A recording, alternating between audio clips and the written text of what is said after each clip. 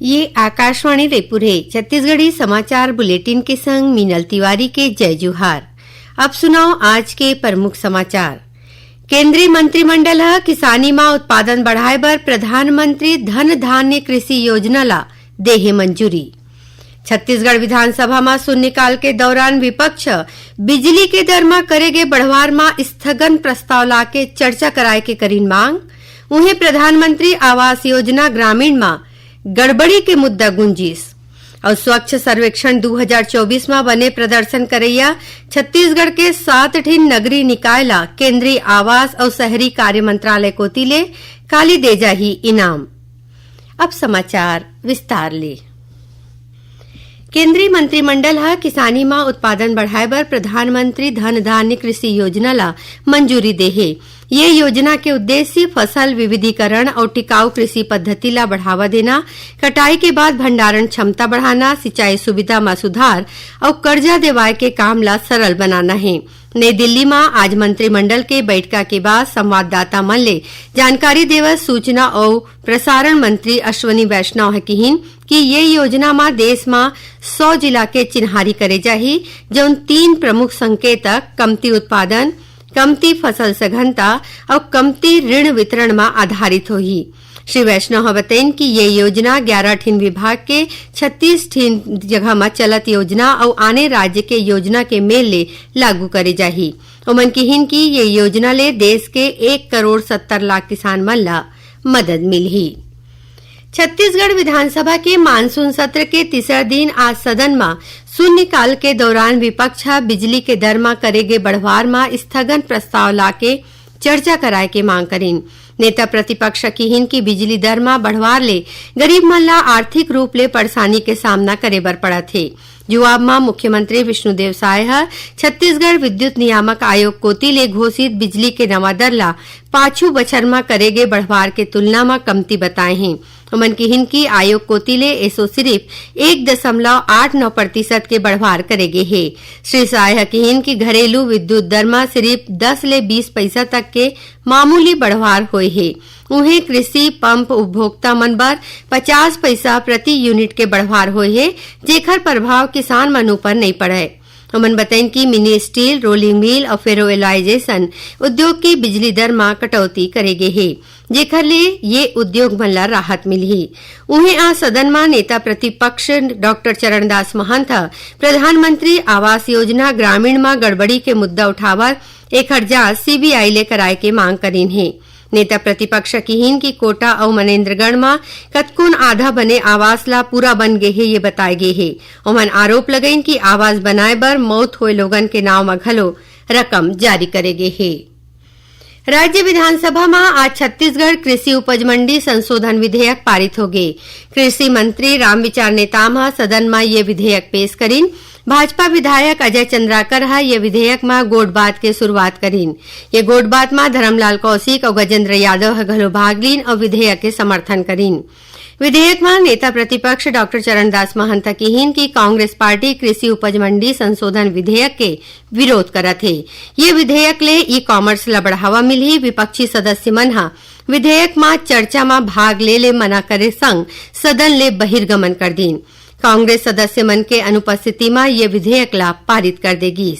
उन्हें आज सदन में छत्तीसगढ़ निजी विश्वविद्यालय स्थापना और संचालन विधेयक 2025 ला घलो पारित करेगी।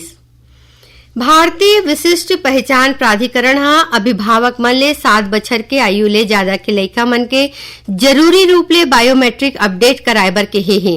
केंद्रीय इलेक्ट्रॉनिकी और सूचना प्रौद्योगिकी मंत्रालय कहे है कि वर्तमान दिशा निर्देश के मुताबिक 5 बछर ले कमती आयु के लइका मन बर उंगली के छाप और आंखी के स्कैन करे के जरूरत नहीं है। मंत्रालय कहे है कि 5 बछर होए में ये लइका मन के बायोमेट्रिक अपडेट होना चाहिए। 5 ले 7 बछर के लइका आयु में बायोमेट्रिक अपडेट के काम मुफ्त में होही। मौजूद नियम के मुताबिक 7 बछर के आयु होए के बादो अपडेट नहीं कराए जाए में आधार निष्क्रिय करे जा सकत है। प्राधिकरण ये संबंध में ऐसा लइका मन के आधार ले पंजीकृत मोबाइल नंबर में बायोमेट्रिक अपडेट कराए संबंधी संदेश भेजे बर शुरू कर दे है। छत्तीसगढ़ी समाचार बुलेटिन आप मन आकाशवाणी रायपुर ले सुनत हव। अब आगू बढ़बो बाचे समाचार कोती। स्वच्छ सर्वेक्षण 2024 में बने प्रदर्शन करैया छत्तीसगढ़ के 7 ठीन नगरीय निकाय ला केंद्रीय आवास और शहरी कार्य मंत्रालय कोती ले इनाम दे जाही। काली नई दिल्ली के विज्ञान भवन में राखे गए स्वच्छ सर्वेक्षण समारोह में राष्ट्रपति द्रौपदी मुर्मू इनाम दी। छत्तीसगढ़ के नगरीय प्रशासन मंत्री अरुण साव, विभागीय अधिकारी और संबंधित निकाय के प्रतिनिधि मंच संग इनाम ली। समारोह में बिलासपुर नगर निगम, कुम्हारी नगर पालिका और बिल्हा नगर पंचायत ला प्रेसिडेंट अवार्ड और रायपुर नगर निगम ला मिनिस्ट्रियल अवार्ड दे जाही। एकर संगे संग अंबिकापुर नगर निगम, पाटन और विश्रामपुर नगर पंचायत ला स्वच्छता के क्षेत्र में बने प्रदर्शन करे खातिर इनाम मिलही। राज्यपाल रमेन डेका आज राजभवन में प्रदेश के जम्मू सरकारी विश्वविद्यालय के कुलपति मन के बैठका लेके कामकाज के समीक्षा करीन। बैठका में राज्यपाल विश्वविद्यालय और कॉलेज में खाली पद में भर्ती के कार्रवाई ला पूरा करे बर कहीन। ओमन सबो कुलपति ले कहीन कि डीन स्टूडेंट वेलफेयर ला सक्रिय करें और विद्यार्थी मन के शिकायत के बेरा राहत निराकरण करें। श्री डेका कहीन कि विश्वविद्यालय की शिक्षा व्यवस्था में सुधार लाना सबले बड़े प्राथमिकता हरे। बैठका में राज्यपाल कहीन कि नवा शिक्षा नीति ला चलाए बर सबो कुलपति बैठका करके अपन अनुभव और सुझाव साझा करें। ओमन विश्वविद्यालय विशेष रूप ले व्यावसायिक और तकनीकी विश्वविद्यालय में नवाचार ला बढ़ावा दे, युवा मन ला स्टार्टअप बर प्रोत्साहित करे में बल दीन। आदिम जाति और अनुसूचित जाति कल्याण मंत्री रामविचार नेताम के अगुवाई में काली विधानसभा के मुख्य समिति कक्ष में प्रधानमंत्री जनजाति न्याय महाअभियान योजना ला चलाए के समीक्षा बैठका राखेगी। बैठका में जनजाति समुदाय तक योजना ला प्रभावी ढंग ले चलाए जमीनी चुनौती और अवैया रणनीति में गोट बात करेगी। ये मौका में श्री नेताम कहीन कि सबके भागीदारी और संवेदनशीलता संग विशेष पिछड़ी जनजाति के विकास बर काम करना चाहिए।